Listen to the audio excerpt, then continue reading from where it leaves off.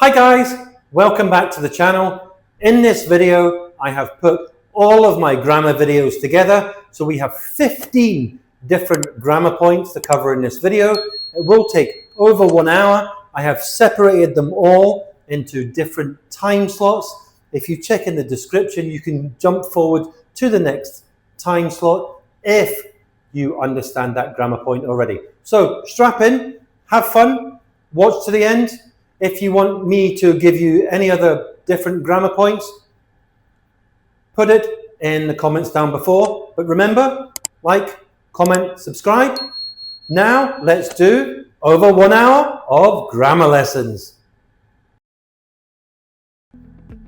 Our first topic is going to be nouns. What is a noun? A noun is a word that names a person, place, thing, or an idea. People, teacher, doctor, David, friend, tourist.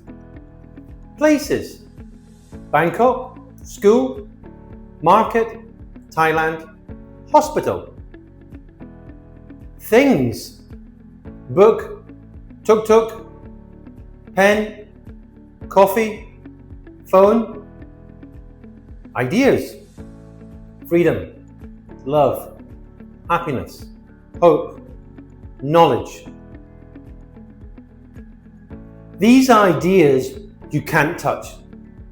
Most of the time, you can't see them. So they are called abstract nouns. A noun that names a specific place or person is called a proper noun. So it has a capital letter to start. Bangkok, David. Okay, let's look at some mini sentence examples. The teacher is in the classroom. I love Thai food. She believes in kindness. So a quick tip. If you can see it, touch it, or name it, it's probably a noun. Unless it's an abstract noun. So these are thought processes like love, kindness, happiness, knowledge.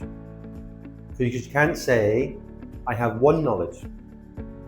I have 2 love. I have 3 information. They're also uncountable. That's a topic for another video. Verbs. Verbs are action words, state of being verbs. So we have action verbs, run, walk, cook, read, drive, sing, dance, write.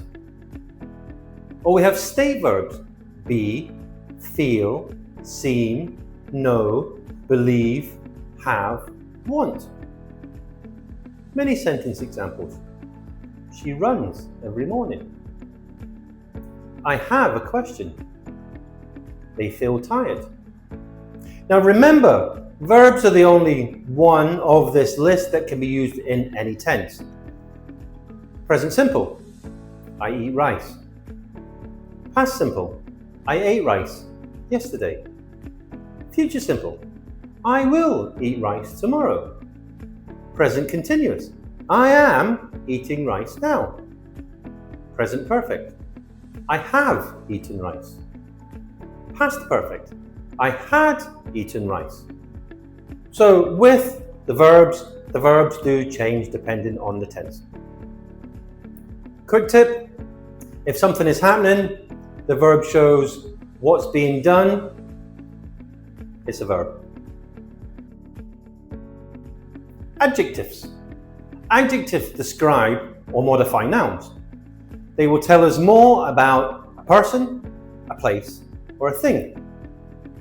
Big, small, beautiful, delicious, hot, cold, tired, noisy, quiet, blue. Many sentence examples. It's a hot day. She has 2 cats. That's a delicious mango. We went to a noisy market. Quick tip. Adjectives answer what kind, how many, Which one? Adverbs. Adverbs describe verbs, adjectives, or other adverbs. That's confusing. They tell us how, where, when, or to what extent something happens. Adverbs of manner. How? Quickly, slowly, carefully, hardly, loudly. Adverbs of time. When? Yesterday. Now. Soon. Always. Never. Adverbs of place. Where? Here. There. Outside. Inside. Everywhere. Adverbs of degree. To what extent? Very. Really. To. Almost. Quite. Adverbs of sequence. First, firstly, next, then, after that, lastly, finally. Many sentence examples. He quickly crossed the street. They arrived late. She is very smart. We looked everywhere for the phone. First, I asked him what he wanted. Second, I got him a drink of water. Finally, I checked on him to see if he was enjoying the food. Quick tip. Many adverbs end in ly, but not all of them. Did that make sense? Do you understand nouns, verbs, adjectives, adverbs better? Again, what you need? Practice, practice, practice. Now, all of these can be used in the same sentences. Let's put some together. Let's look at a couple of sentences. The happy student quickly wrote a long essay in the library. So we have a noun, happy. We have an adverb, quickly. We have a verb, wrote. We have a noun, adjective, long essay. Yesterday, the tired dog slowly walked into the shady park. Let's break it all down. Nouns, naming words, things. Student, essay, dog, park. Verbs, action words, wrote, walked. Adjectives, happy, tired, long, shady. Adverbs, quickly, slowly, yesterday. The verb to be is probably one of the most commonly used verbs in the English language, and it is an irregular verb. Now that means it doesn't follow a regular ed ending for past tense. It doesn't just have a normal tense. In present tense we have is, am, are. Past tense, was, were. And it also is in the form of be, being, and been. In present tense, I am, he, she, it is, they, we, are. Now remember, it can be anything. It can be my mum, Teacher David, my student, the dog, my grandparents. So remember, it is very versatile. It can be used for many different things. For past tense, we have singular and plural. He, she, it was. We, they, were. My dog was eating his bone. The dogs were playing with their toys. Like I said, it is a very versatile verb and one that we have to master, and it is very complicated. So keep watching. Let's find out some more. When do we use it? What follows it? Well, the verb to be can be followed by a noun, an adjective, or a prepositional phrase. So let's look at each of these in a little bit more detail. Followed by a noun. He is a teacher. A teacher being a noun. He was the president. the president being a noun phrase. Followed by an adjective, almost any adjective. He is happy. The food was delicious. Prepositional phrase. The book is on the table. They are from Thailand. When using modal verbs, the modal verb comes before the verb to be. It will be sunny today. She might be late. Continuous tense uses verb ing after the verb to be. I am swimming.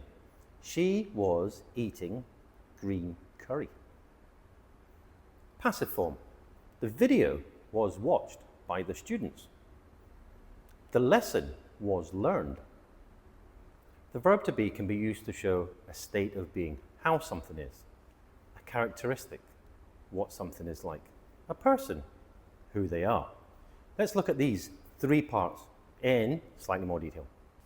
State of being is an emotional state. I am happy. She is sad. They are emotional. Characteristics, what something is like. Today it is hot. Actually, today it's very hot. I'm in this room again, we don't have air conditioning. I'll be fine. Don't worry about me. The sky is blue. The cars are fast. Identity, who someone is. I am a teacher. She is Thai. They are students. A lot of the verb to be can be used as a contraction. What is a contraction? A contraction is when we join words together and use apostrophe to show that we've taken out some letters. I am becomes I'm. She is becomes she's. He is, he's. We are, we're. They are, they're. So they were positive examples. We can use it with some negative examples as well, using to be and not. I am not. I'm not. We are not. We're not. They are not. They are not. They aren't. So we use two for that one. But for am and not, we only have one. I am not. Not I amn't. I am not. I am a teacher. She is a singer. They are soldiers. They weren't sad. He isn't a pilot. We aren't happy. Wait a minute. Yes, we are. We are happy. If you're happy, you're enjoying this video, thank you for watching this far. Continue watching to the end. Like, subscribe, comment down below, follow for more videos. Linking verbs. Linking verbs connect the subject of a sentence to a word or phrase that describe it. And we can often replace the verb to be with linking verbs. Now, there aren't very many linking verbs. We're going to focus on a couple today just to give you some examples. Seem, smell, taste, sounds, looks, feels. Now, if we take this phrase here, it is nice, we can take the verb to be out and replace it with a linking verb. It seems nice. It looks nice. It smells nice. It tastes nice. It sounds nice. It feels nice. Everybody likes things that are nice, but how can we explain them more, in more detail? We can use linking verbs. As with all verbs, linking verbs can be used in any tense. The green curry looks good. It tasted delicious. It smelt amazing. The bowl feels hot. My tummy seems full. My friend seemed to enjoy it. I do like green curry. It is one of my favorite Thai dishes. If you haven't tried it, you've got to try Genki Awan green curry. We can also use become as a linking verb to show that something has changed, often followed by a comparative. When I explained to the customer that the mistake had been fixed, she became much happier. I've already made a video on the verb to be, so let's have a little recap about the verb to be. It's not an action verb, it's a linking verb. It links the subject to description, condition, or location. And it is in the form of present tense, is am are, past tense, was were. I am British. She is a teacher. We are happy. They are hungry. They were tired yesterday. They were happy. The verb to do can be used as a main verb, do, make, or an auxiliary verb, helping verb, used in questions, negatives, emphatic statements in present simple and past simple. As an example, I do my homework. She did laundry. They did their chores last night. As a question, do you like noodles? Yes, I do. Does he ride a bike? Negatives. I do not eat meat. Remember, we can join together. I don't eat meat. She does not know. Join together, contraction. She doesn't know. Past. Did you come yesterday? He didn't call. Emphasis. I do want to travel. She did finish on time. Key differences. For the verb to be, it describes existence, identity, condition, or location. In present simple is am are. Past simple was were. The verb to do expresses actions or helps make questions and negatives. Present form, do does. Past form, did. So for the verb to be, describing states, I am happy. They are students. For the verb to do, asking questions, negative, for emphasis or performing an action. She does yoga. Do you like it? We use to be when we want to describe or talk about identity.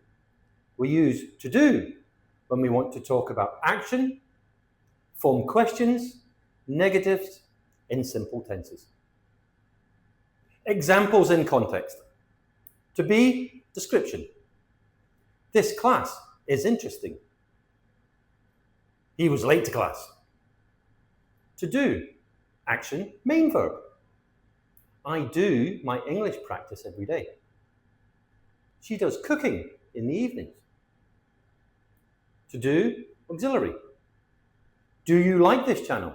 Yes, I do. Like, comment, subscribe. I do want some subscribers. Please subscribe, follow me. He doesn't play tennis. Do you watch videos? Yes, I do. For emphasis, do support. I do believe you. She did tell me earlier. Quick practice challenge. That's quite a lot of information to take in a short amount of time. So I'm going to put 4 statements or questions on the screen now. And I'm going to give you 60 seconds to choose the correct answer.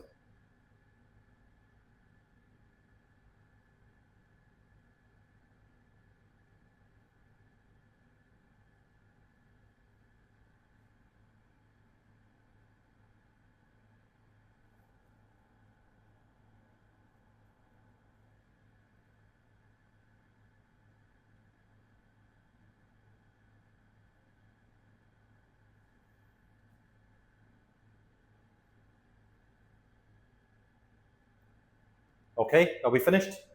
Let's look at the answers. Number 1. Are you a student? She does not or doesn't work on Sundays. We were happy yesterday. What does she do after school?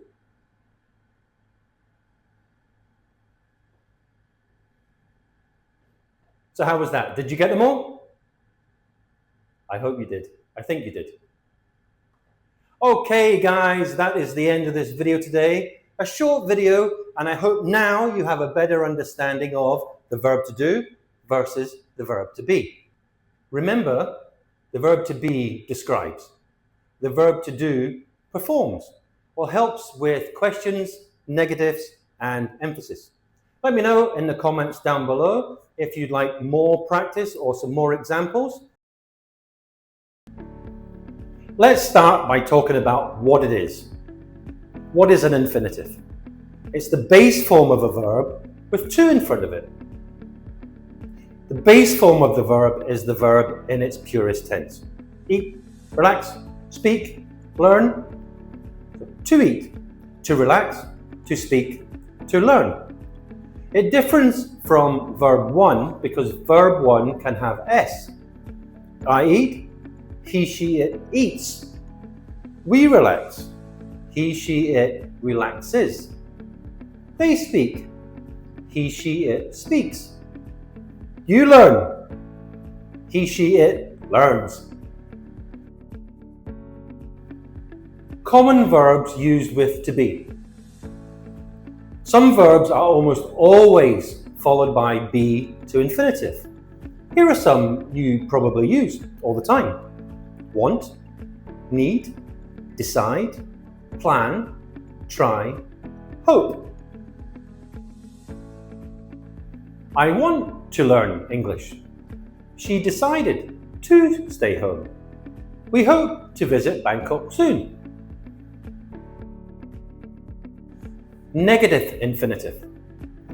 To make it negative, we just add not. For example, I decided not to go. He promised not to be late.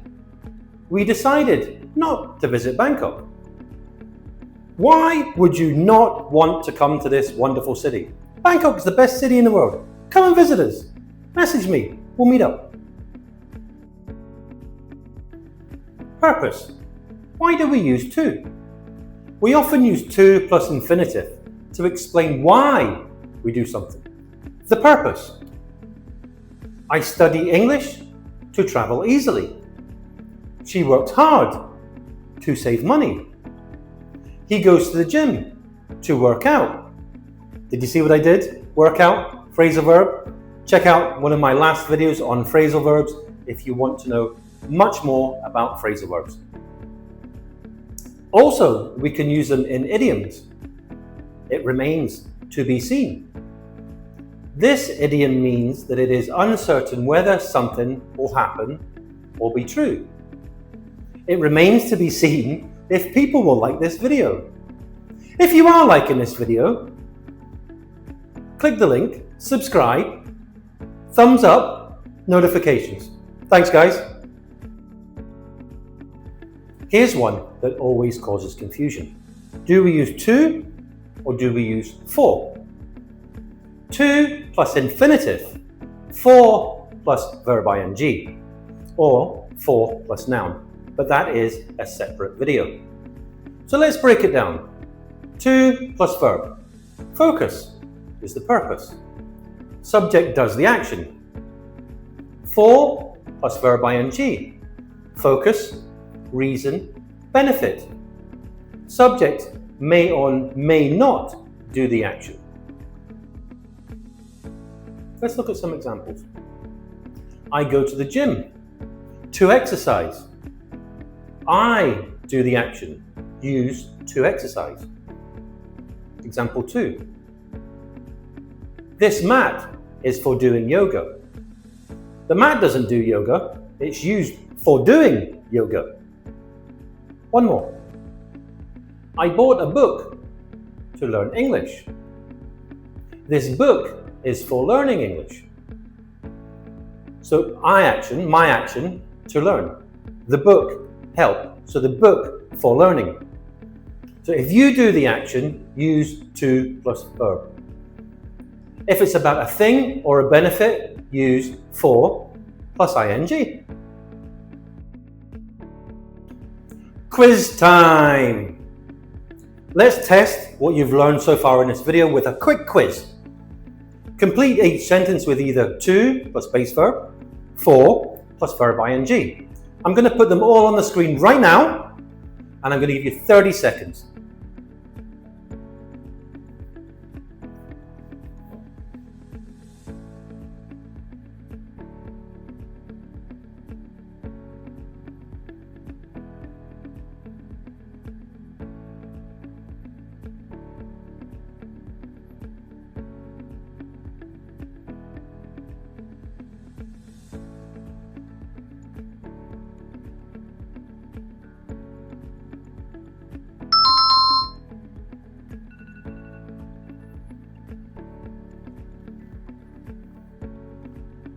I study hard to pass the test. To plus verb. This app is for learning English. For plus verb ing. He went to the store to buy food. To a space verb. This pen is for writing. For plus verb ing. She exercises daily to stay healthy. To a space verb. We use YouTube for watching videos. For plus verb ing. How did you do? I'm sure you got them all correct.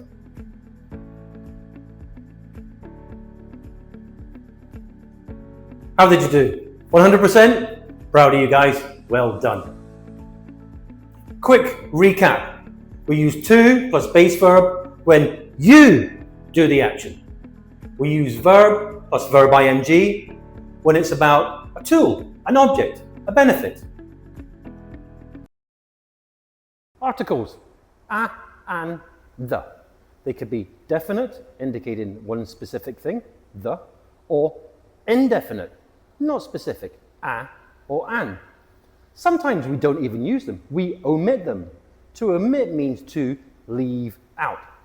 So when do we use them? How can you remember how to use them? Let's look at some of the common uses.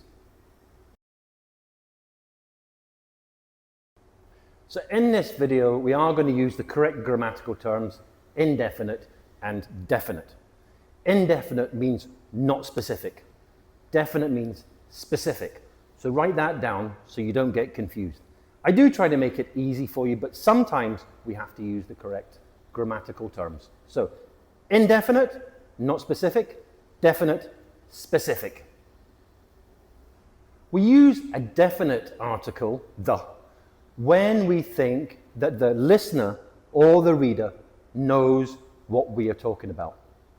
The boss will be at the meeting today. The Pope is the head of the Catholic Church. Can I borrow the car? I'm talking about the man in the blue shirt over there.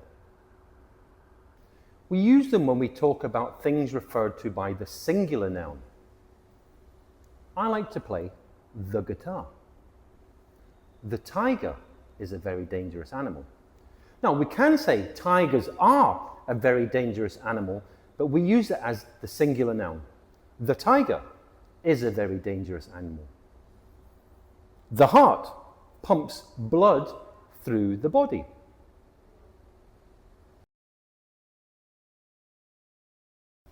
For general use, however, the first time we talk about something that's indefinite, the second time we talk about it, it's definite.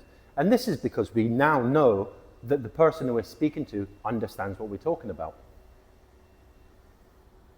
I need to get a taxi. The taxi driver was crazy. I went to see a movie. The movie was terrible. I ate a sandwich. The sandwich was delicious. We use the definite article when we talk about people, when they don't have a name. The president, the queen, the professor, the teacher.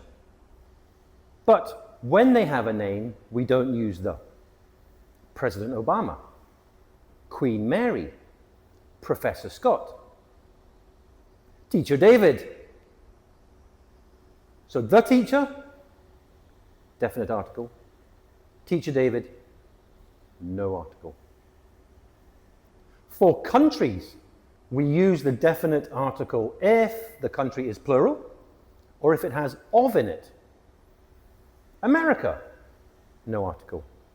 The United States of America, article. The US, the USA, the United States, America. A bit of an old one, the Soviet Union, Russia. Thailand, the Maldives, plural, the Republic of Congo, the Dominican Republic. So when things are joined together in states or republics, we use the because they're plural, or if they have an S at the end, they are also plural. For cities and streets, no article. Chicago, Highway 5, Fifth Avenue, famous street in New York, lots of great shopping. Sukhumvit Road. Rivers, oceans, seas, mountain ranges, we use the. The Pacific, the Mediterranean, the Atlantic, the Alps, the Hawaiian Islands, the Amazon. Now, if like me you're in Thailand, we have a large coffee shop chain called Amazon Coffee. It's not the Amazon coffee, it's Amazon. But when we talk about rainforests, forests, places like that, the Amazon. When we talk about time as a single entity, a long time, we use the indefinite article, a long time, a day. But when we use comparatives, we use the longest day, the largest cloud. And the last of our uses today, before we go into some examples, are end. Is it an end or the end? Well, it depends. If it is completely the end, cannot start again, finished, finito, over, the end. At the end of the movie, you'll see this, the end. Although, not so much anymore, but every movie used to say the end. That means it's finished. You can watch it again, but it has finished. But if something is at an end, it means it has finished, but could possibly start again. His interest in life was at an end. His interest is finished, but he's not dead. It could start again. An end, the end. As a bit of an activity, I'm going to pop some examples here, give you a little bit of time to tell me if it has the, an, a, or no article. So here's the first couple.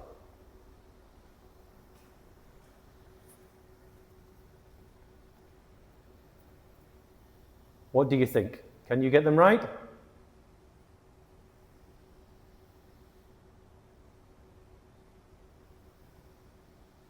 The moon looks bright in the sky tonight. I'm going to buy an apple. She is going to buy the television that we talked about. I listen to music every day. Music is uncountable. I listen to the music you gave me because it's specific. It is the music that you gave me. Let's pop up another one on screen. Choose the definite article the or leave blank.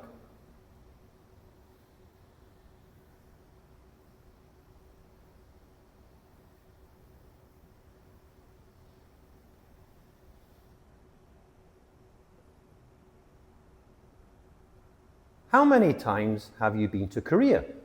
No article. Singular country. This was her 5th time to the Maldives. How long is the Amazon River? She booked a ticket to Hawaii. This one also causes confusion because Hawaii is a large island. It's part of the Hawaiian Islands, but Hawaii is a singular country, a single entity. Let's start with for. We use for to show purpose, why something exists. Benefit, who gets something. Time duration, how long something happens. For example, this gift is for you. Who benefits? You do. I'm studying English for my job. Purpose, why are we studying? We've lived here for 7 years. Time, how long? Quick tip, think of for equaling, helping, or giving something to someone or something. Of. Now let's talk about of. We use of to show possession or belonging, parts of a whole, description or identity.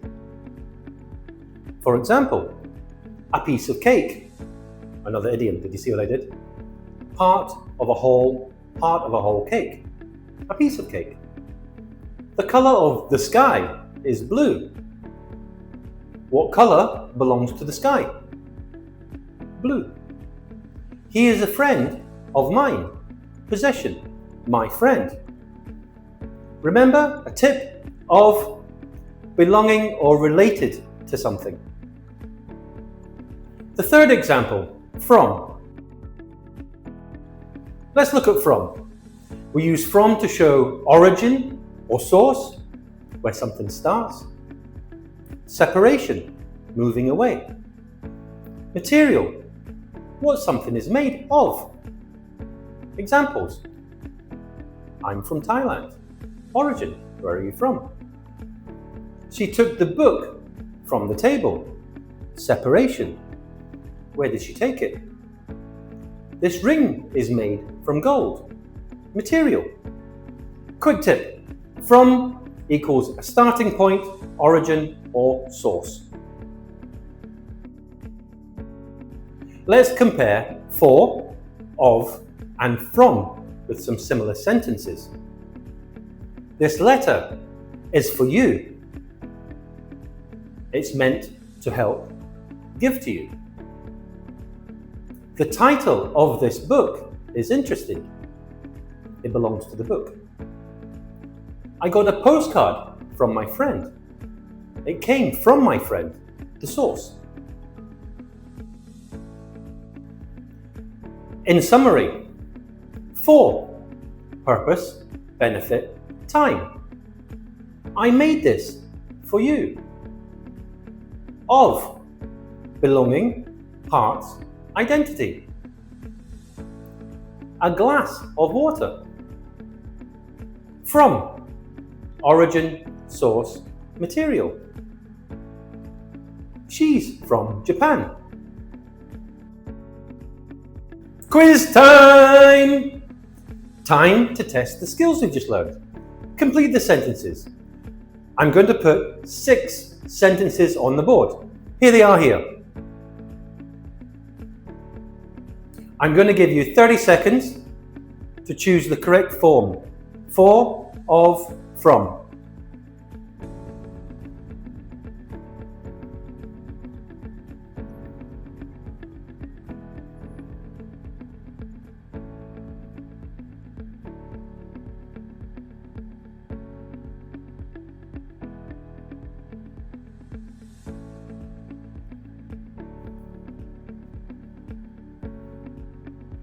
Let's look at the answers. He's a student from China. This is a photo of my family. I bought flowers for my mother. Always buy your mother flowers. Most important woman in your life. We waited for 2 hours. That's the cover of the magazine. These cookies are for you. Final tip. For, purpose or benefit. Of, belonging or part. From, origin or source. A statement tells us something, a question asks us something. But when we say a statement but we want an answer, we put a little tag at the end of it, a question tag. It shows confirmation or to encourage a response. What is the structure? How do we form it? Statement, comma, auxiliary verb, question tag. Now we use intonation for the question tag. Our voice goes up a bit to show that it is a question. David is a teacher, isn't he? They are hungry, aren't they? Thailand is hot, isn't it? It is very hot. I'm a little bit sweaty. Sorry today, guys. Did you notice that the question tag mirrors the original statement? It's the opposite. So if it is a positive statement, our question tag is negative. You are a student, aren't you? Positive, negative. He isn't happy, is he? Negative statement, positive question tag. Here are a couple of examples. You are a student, aren't you?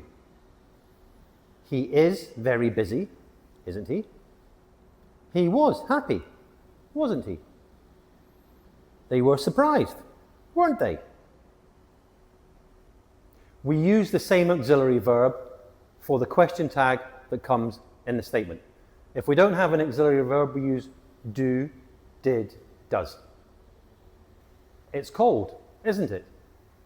You're hungry, aren't you? You will help me, won't you? One exception is when we use let's in the statement. Let's go out for dinner. So what do we use? We use shall we. Let's go out for dinner, shall we? Let's not go out. Shall we? Let's go for a walk, shall we? Lazy tags. What is a lazy tag? It's a generic answer, a random answer, not specific, not related to the auxiliary verb. They're not grammatically correct, but people use them quite a lot, especially in American English. You're happy, yeah? You're 25? Huh? Today is Monday, right? Let's go for dinner, okay? A lot of the times these are when we are expecting the answer to be yes. Remember, stick with the original auxiliary verb. Okay, so how do we make the sounds, okay? Sh and ch. So, shh, tongue down, round mouth, shh, blow air over your tongue. Shh. It's a long sound. Cha, very similar, same shape mouth, but ch, when you force the sound out, shh, longer, ch, shorter, okay? Try that, shh, ch, okay? Let's look at some examples and let's practice them, okay? Share, chair, she's, cheese, shoes, choose, wish, which, cash, catch. Okay? Try them again by yourself, one more time. Okay. Okay, just to cause some extra confusion, because the English language loves to cause confusion, we have the sounds at the start or at the end of the word. Here are some examples of the sounds at the start of the word. So let's practice. Chew, shoe, chop, shop, chip, ship, chunk, skunk, cheap, sheep. So they sound very similar, but we are pronouncing them a little different way. Now, how do they sound at the end of the word? Let's have a look at this one right here. So as you can see from this box, they are the same sound, they're just at the end, okay? Match, mash, watch, wash, catch, cash, ditch, dish, which, wish. Okay, so the sounds are the same. We either have them at the start, these words here, or we have them at the end, these words here. Okay? Now, because this is the English language, there has to be some exceptions to the rule. There has to be some nuances that just cause confusion for no other reason than just to cause confusion. And here are some words that have a ch but sh sound. So they're spelled ch, but we pronounce them sh. Okay? Chef, chalet, machine, brochure, parachute, chaperone, chandelier, crochet, quiche. Teacher David does love a cheese and ham quiche. Yeah, very nice. So why? Why does the English language confuse us like this? And the simple answer is, it's because these words are from the French language, which causes confusion. English is made up from Germanic, French, lots of other languages joined together that form the English that we know now. I was going to say that know and love, but some of you don't love it. Okay, to summarize, ch and sh. Small mouth, round lips, tongue down, blow air over the tongue. Long sound, sh. Short sound, ch. Okay? Do you struggle with words that sound the same but have a different meaning and are spelled differently? Maybe you struggle with words that are spelled the same, have different meanings, and are pronounced differently. These are homophones and homographs. Let's look at them in more detail. Two funny little words. Homophones, homographs. It's got nothing to do with what you think it might do. Nothing at all. It's a grammatical term. A homophone is a word that sounds the same, is spelled differently, and has a different meaning. On the other hand, homographs are words that are spelled the same, but also have different meanings and different pronunciations. An example of homophones, see and see. An example of homographs, lead and led. Can you see the sea? She will lead the team. But be careful, that pipe is made out of lead. Let me show you some examples. We're going to start with homophones. We have 10 examples. Pair, pear. A pear, two of something. A pear, a juicy green fruit. I bought a pair of shoes and a pair for lunch. Flour, flour. Flour is a powder used in baking. A flower, a blossoming plant. Don't mix up your flour and your flowers unless you're baking in the garden. This next one causes confusion all the time. To, two. To, T-O, a preposition. I'm going to the store. Two, 1, 2. The number 2. To, T-O-O, also or excessively. It's too hot today. Right, right. Right is a connection or a direction. Write, to put words on paper. Knight and knight. Knight, with a silent K, is a medieval person dressed in a suit of armor. Night, a time when it's dark outside, the opposite of day. Daytime, nighttime.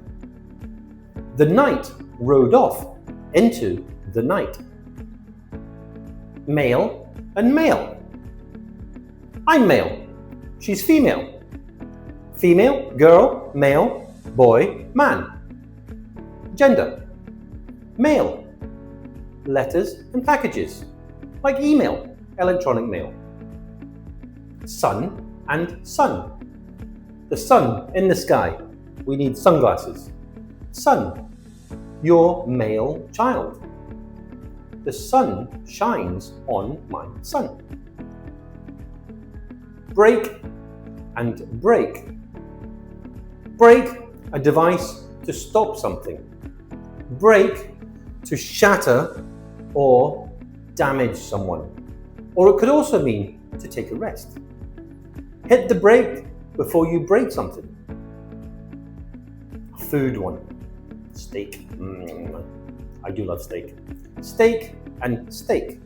The first one is a piece of meat, usually from a cow, but you can have a salmon steak, pork steak, or chicken steak. But when we just say steak, we usually mean meat from a cow. Steak could be a wooden stake that you stick into the chest of a vampire to kill him, or it could be something you risk. You have a stake in a company. The last one, homophones, peace and peace. Peace, calm, serenity, calm in the moment. Peace, a little part of something. Can I have a piece of that pizza, please? I just want a piece of cake and some peace of mind. And some peace and quiet would also be wonderful. I hope that made sense to you. I hope it gave you some more understanding about homophones. Now, let's look at homographs. I also have 10 examples. First one, tear, tear. A tear is a drip from the eye, some water. Please don't cry. Tear, to rip something. Lead, lead. To lead means to guide. Lead is a type of material, a type of metal. Bass, bass. Bass is a low sound in music. A bass drum, a bass subwoofer in a car. A bass is a type of fish. Wind, wind. Wind, moving air. Wind, you wind your watch, to twist and turn up the winding path. Row, row. Row is to row a boat, a line of things, a row of things. A row is an argument. This is British English. We had a row about the movie we wanted to watch. Close, close. Close means near to something. Close means to shut. Close the door. Close the window. Bow, bow. Bow, girls wear a bow in their hair. We can have a bow tie.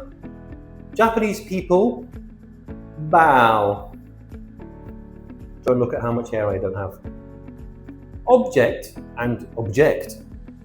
It's a different pronunciation. An object is a thing. Anything is an object. A pen, a pencil, a camera, a microphone, an object. To object is to disagree with someone. I object to that statement. Minute, minute. A minute, 1 minute, 60 seconds. 60 seconds equals 1 minute, 60 minutes in an hour. Minute, minute. Where is it? It's very, very small. It is minute. Wound, wound. Wound is to wrap something around something else. A wound is when you cut yourself and you have a cut. It is called a wound. Wow! Homophones, homographs, explained. Did you understand? Don't worry if you never use these words again. Don't worry if you never hear these words again. But they are grammatical terms for what we've talked about. And what did we talk about? Homophones. Same sound, different spelling, different meaning. Homographs, same spelling, different meaning, most of the time different pronunciation, sometimes pronounced the same. Which ones trip you up more?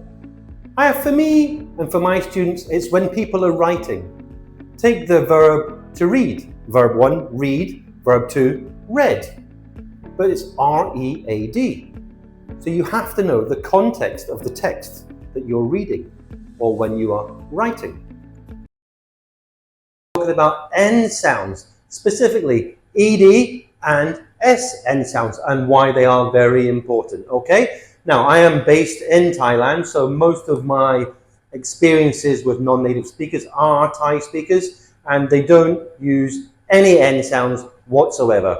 They don't have plurals, they don't have past tense, and that's what most of these are used for. Okay, usage.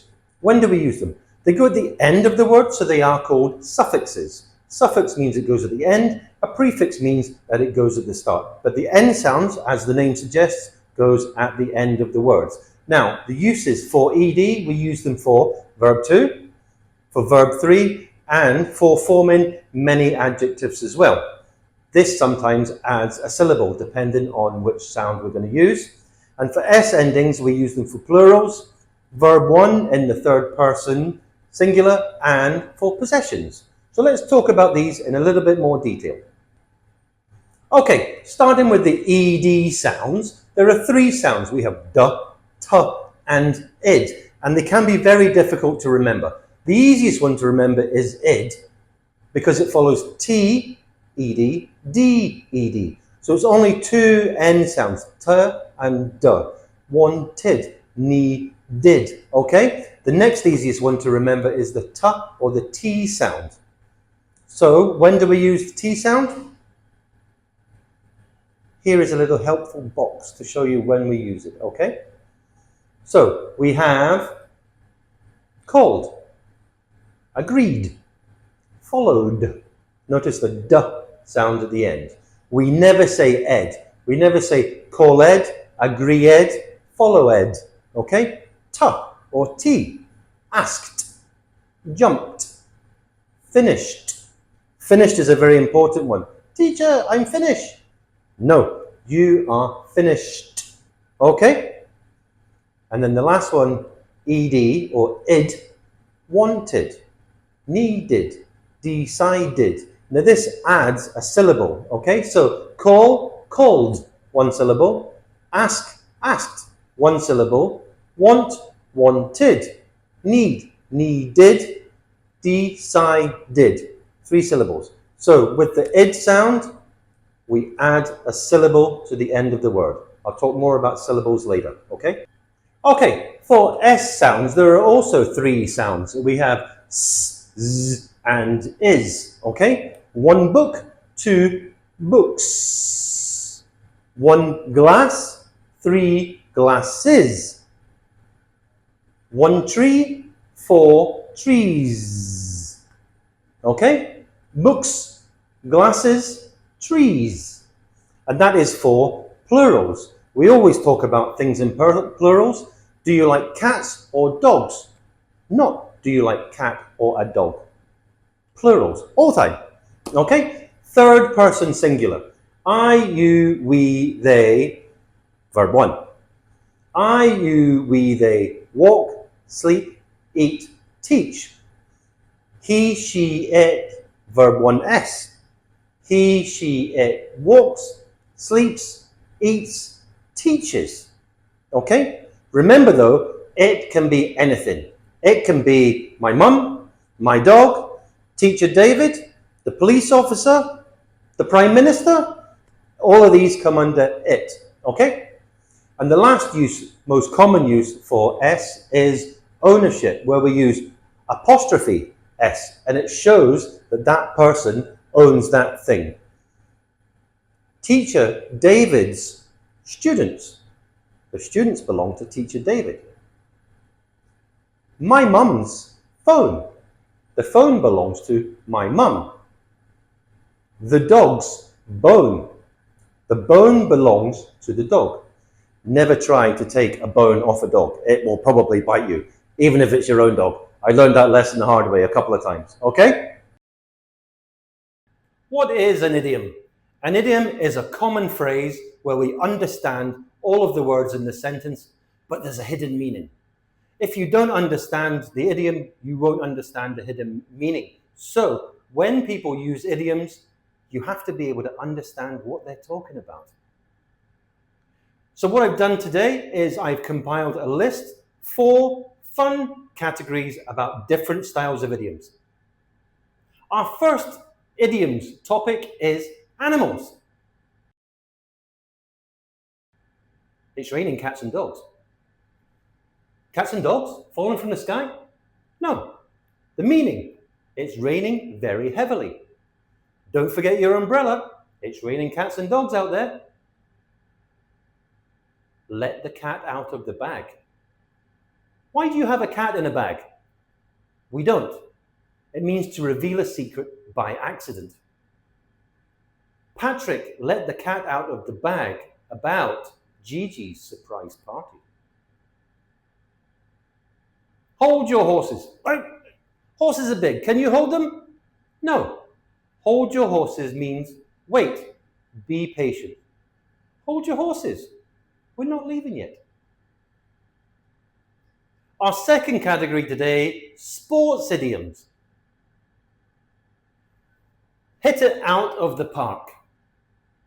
Why would you do that? Why would you hit something out of the park? If you're in the park, you want to play in the park. That's not what it means. It means to do something very well. You hit it out of the park with that presentation. Throw in the towel. Towel, dry yourself with when you come out of the shower. Do you throw it into the bathtub? No. To throw in the towel means to give up. It comes from boxing. After trying to fix the car for hours, he threw in the towel. Get the ball rolling. Why would you want a ball to roll unless you're playing sports? No, you wouldn't. Get the ball rolling means to start something.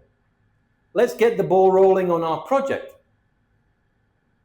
Our third category is warning idioms.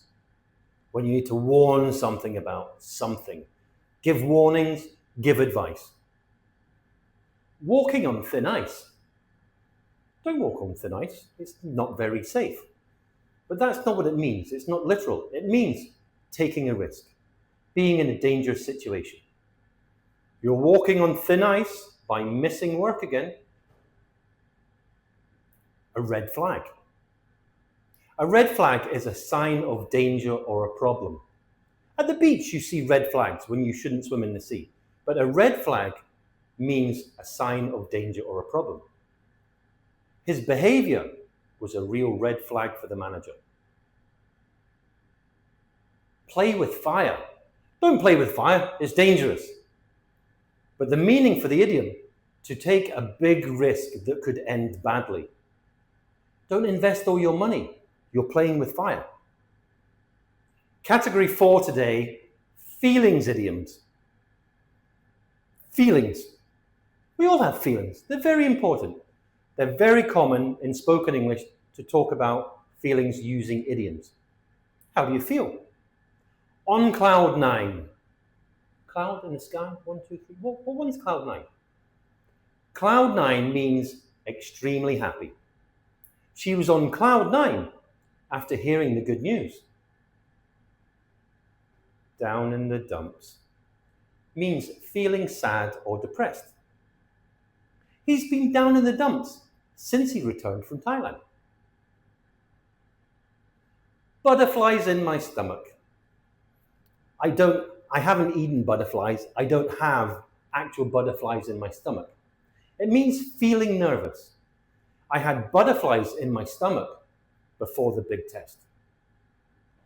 So that's our short video on idioms. We had 4 different categories, 3 idioms in each category, so 12 short idioms. There are many different idioms. If you click in the description, I have added a PDF of the 150 most common idioms used today. They're very common in spoken English, especially if you go to the United Kingdom. We use idioms all the time. and phrasal verbs. I'm going to do a video on phrasal verbs soon, okay?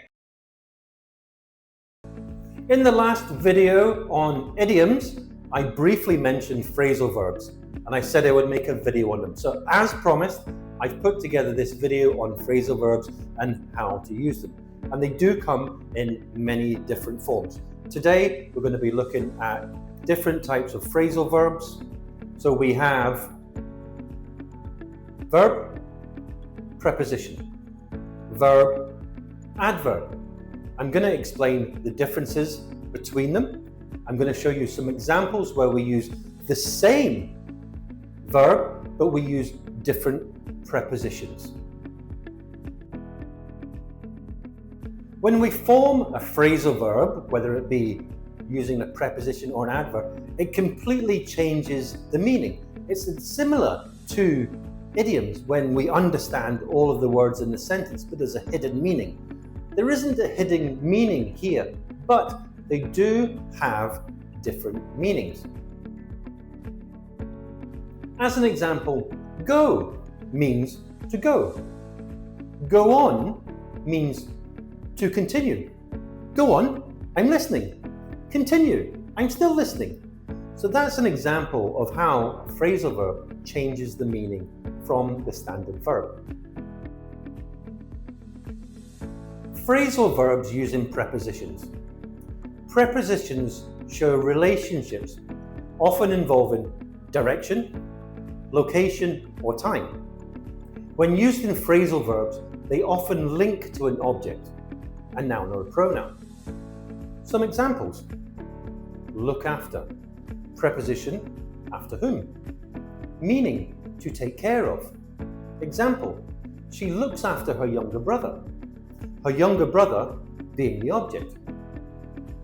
Run into, preposition, into whom, meaning to meet by chance. I ran into an old friend at the supermarket yesterday. Come across, preposition, across what, meaning to find by chance. I came across some old photographs of me when I was a baby.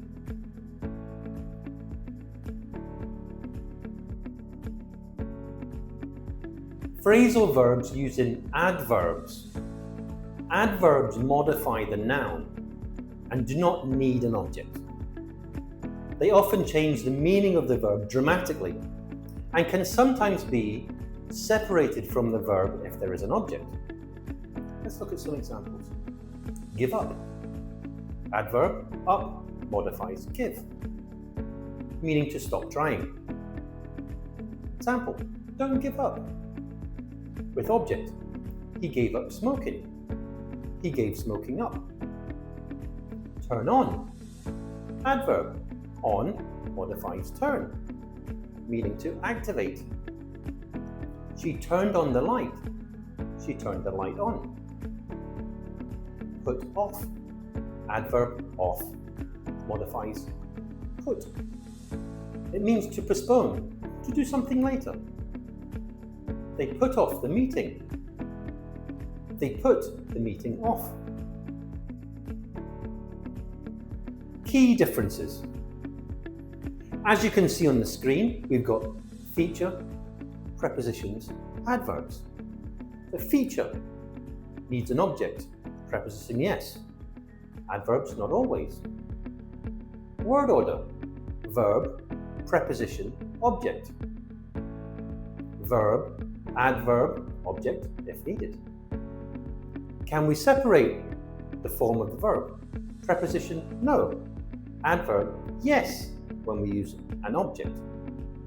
Examples, preposition, look after, run into. Adverbs, give up, turn on, put off. Some example sentences. Looked after, preposition. She looked after the baby while her sister was out. Turned off, adverb. He turned off the TV before going to bed. Ran into, preposition. I ran into my teacher at the store unexpectedly. Give up. Adverb. We gave up when it became too difficult. Came across. Preposition. They came across a hidden path in the forest. Not always a good idea to go down a hidden path. It can be fun, but can also be a bit dangerous. Put off. Adverb. He put off the meeting until next week. Separable versus inseparable. Now you might have noticed in some of the examples we used separable where we changed and separated the verb. What does that mean? So imagine these red bricks are the phrasal verb. Okay? So we can have the phrasal verb and the preposition, or we can have the preposition in the middle. So in a separable phrasal verb, you can separate the verb from the preposition. You can put the object either in between the verb and the preposition or after the preposition. Is that a bit complicated? Are you following along? Good. Let's give you an example. Pick up. Pick up. So this is pick and this is up. I pick up the pen. I pick the pen up. Pick up the pen. Pick the pen up. Separable. But with inseparable phrasal verbs, you cannot separate the verb and the preposition. You just have to keep them together, like run into. You can say, I ran into the door. You can't say, I ran the door into. It doesn't make any sense whatsoever. Don't worry about, is this a separable or is this inseparable? You have to learn some of them and it becomes natural. Tense. Remember, the verbs in phrasal verbs can be used in any tense. The adverb or the preposition stays the same.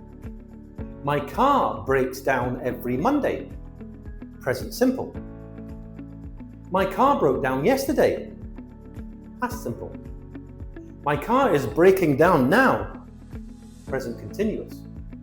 My car will break down if I don't put oil in it. Future tense. To reinforce what I said at the start of the video, where the preposition or the adverb is different, changes completely, but we can still use the same verb. We're going to look at the verb to break. Break up, break away, break down, break into. First one, break up. This means to end a relationship. They broke up after 5 years together. That's quite sad. Don't worry, it's not all about relationships. The second one, break away. This means to escape or move away from something. For example, the prisoner tried to break away from the police. Break down.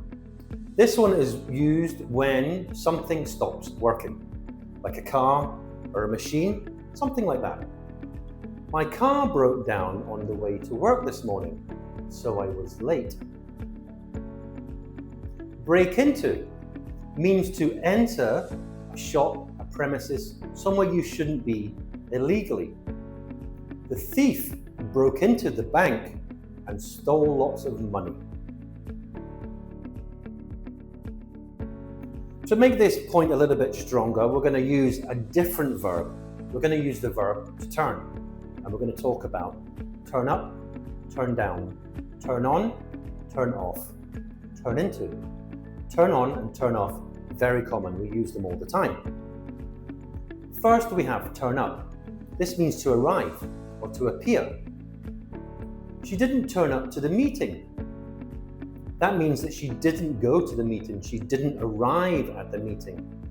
Or we could have to turn up the volume. Please turn up the volume on the television. Turn down.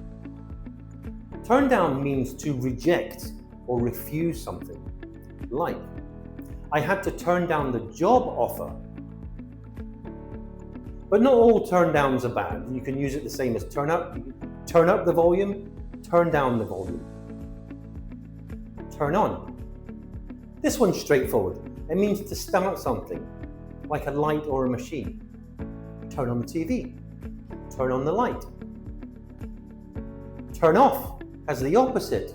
It's when it means to stop something, like a device. Please turn off the television. Please turn off the lights. Please turn on the fan. It's quite hot in here. Turn into means when something changes into something else. For example, the caterpillar turned into a butterfly. She turned into a great singer over the years. You're going to turn into a fantastic English speaker watching my videos. Let's try a little fill in the blanks activity. As you can see on the screen, we have 5 statements, and I'll give you a minute to guess the correct form of the verb that's in parenthesis. Parenthesis means brackets.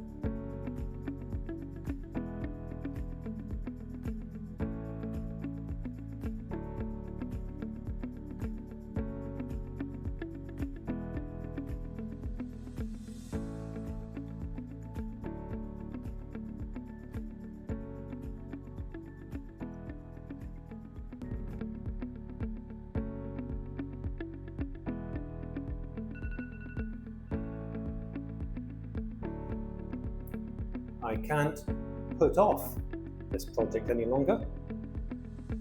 She always looks after her neighbor's cat when they travel. They gave up after just one attempt. Yesterday, I ran into my old coach at the gym.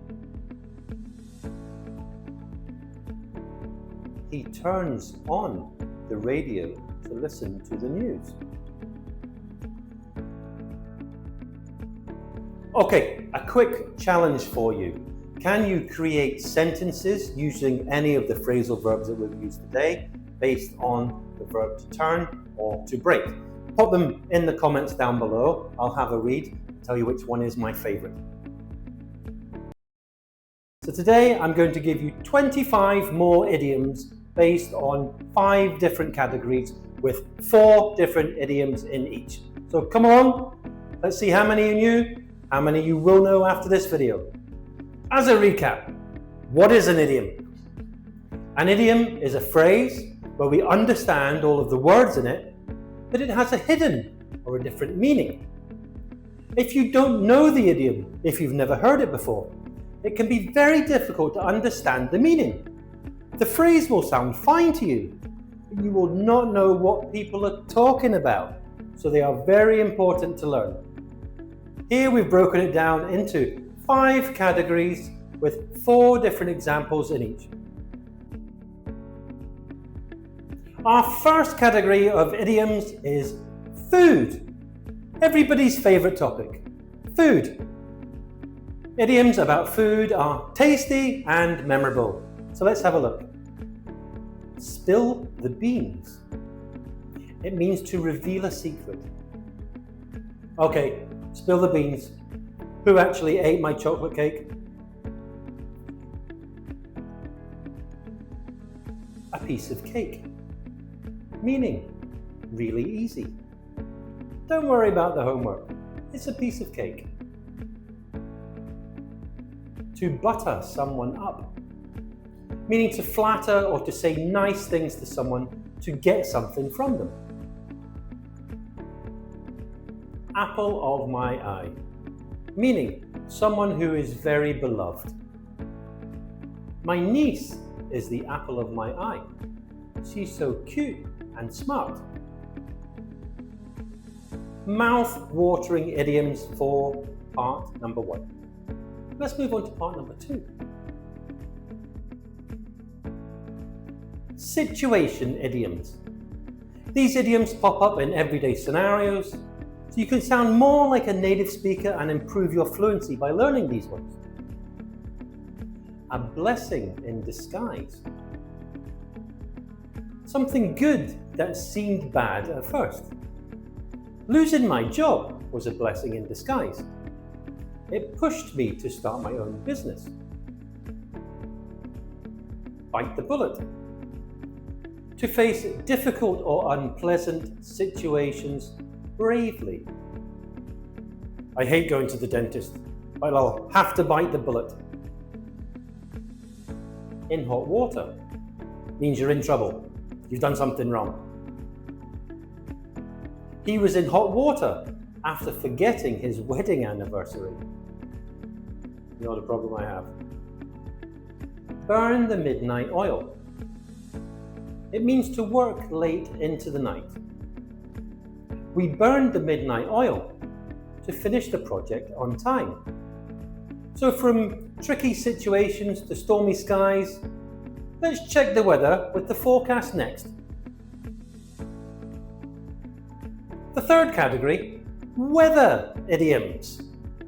Weather idioms are chillingly amazing, chillingly imaginative. Let's bring in the forecast.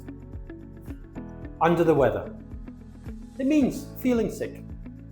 I'm feeling a bit under the weather today. I think I need soup and bed. Every cloud has a silver lining. It means there's something good even in bad times. Yes, you lost your wallet, but every cloud has a silver lining. You found the money you left in your jeans. To rain on someone's parade. It means to spoil someone's fun. I don't want to rain on your parade, but the amusement park is closed today. To steal someone's thunder. To take attention away from someone. Put the attention on you.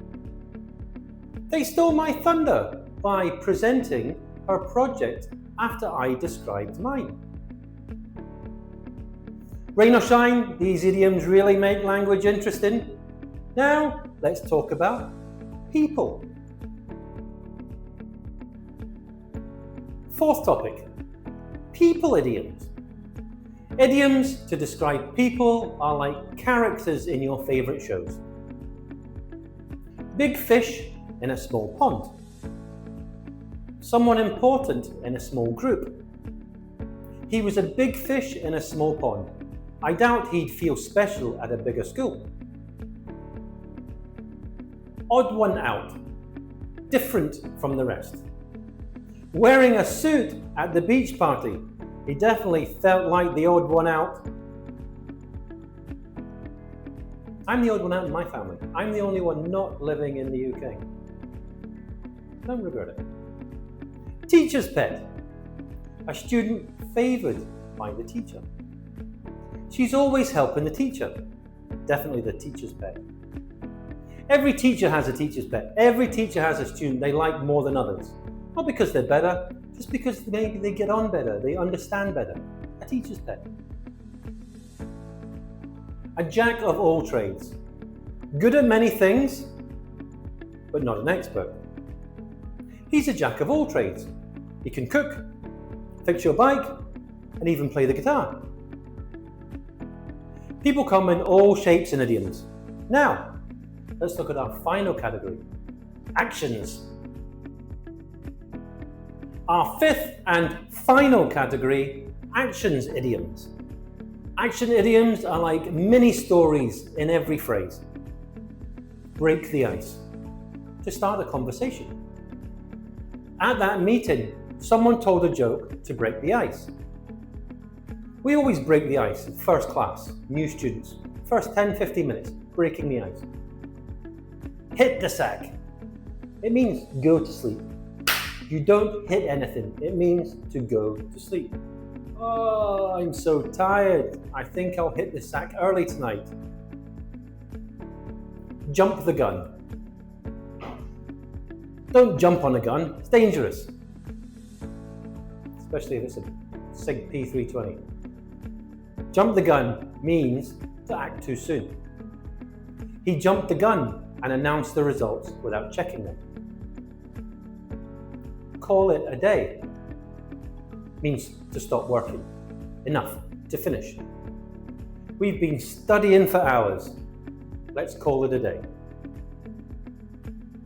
So that's it for our second idioms video. I hope you enjoyed it.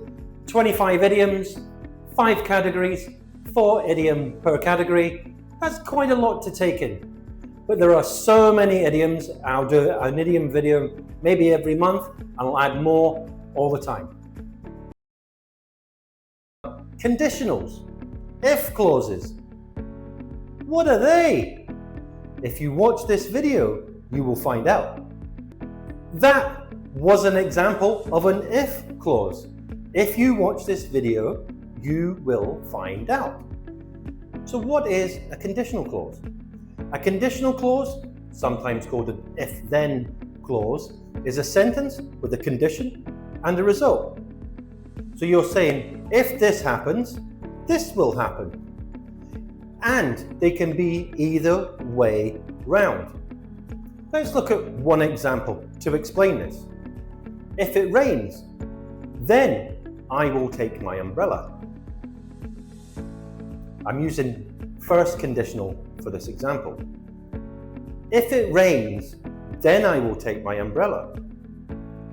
Take then, throw it away. You don't have to say then. Up to you. I don't. Many people do not. But we never start the sentence with then. Let me explain. If it rains, I will take my umbrella. But when the if clause happens first, it doesn't matter which way round you say them. If it rains, I will take my umbrella. I will take my umbrella if it rains. But we never say, then I will take my umbrella if it rains. We never start a sentence with then. So what was different? Let's look at them again on the screen. If it rains, I will take my umbrella. I will take my umbrella if it rains. What's the difference? Well done. No comma. When we use if first, comma.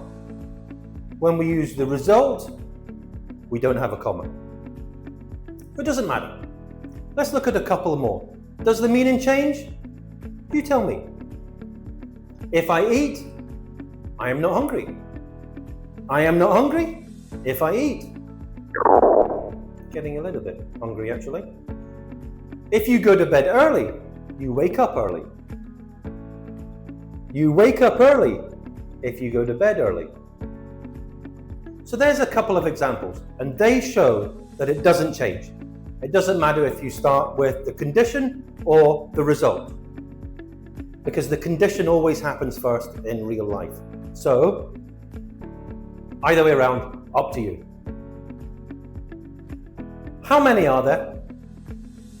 What do we use them for? In the previous example, I gave you an example of first conditional. There are 4, but not 1, 2, 3, 4. That would be too easy. 0 conditional, first conditional, second conditional, third conditional. Why? Who knows? Welcome to English class, where many things do not make sense. Let's start with the first one, 0. We use 0 conditional for facts. Okay? Facts. Things that are always true. Facts or routines. The structure of the 0 conditional is if present simple, present simple. If you heat ice, it melts. That's a scientific fact. You cannot argue with that. If I drink coffee at night, I don't sleep. Technically, a fact, it might not affect everyone the same, but if I drink coffee at night, I don't sleep. So it is a fact. First conditional. We use this for real future events. When we're talking about the future, something that is possible.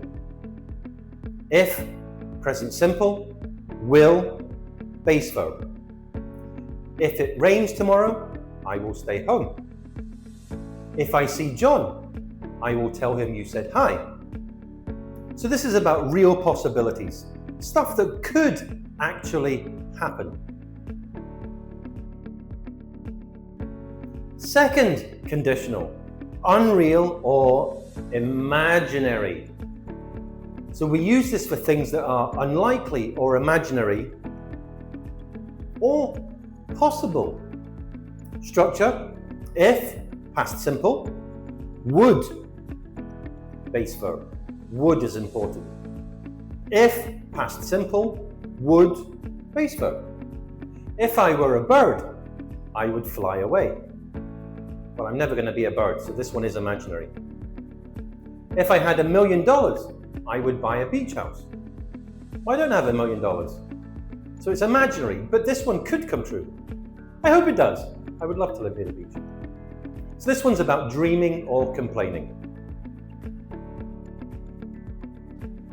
Third conditional. This is the last one, guys, don't worry. Regret or the past. Things that cannot be changed. Things that are not possible. Things that didn't happen, but maybe you wish that they did. The structure, if, past perfect, would have, past participle. What is past participle? Past participle is what we used to call verb 3. Drink, drank, drunk. Verb 3, past participle. I'm giving you the correct vocabulary here, but normally I just say verb 3. If I had studied more, I would have passed the exam. I didn't study, so I didn't pass the exam. The past, that can't be changed. If we had left earlier, we wouldn't have missed the train. Well, we didn't leave earlier, and we did miss the train. Somebody wasn't very happy that we missed the train. So that is our 4 conditionals. 0, first, second, and third. What was that question? Can we mix them? Yes, we can. Mixed conditionals. There are a couple that you can mix together, like the past affecting the present. If I had gone to bed early, I wouldn't be tired now.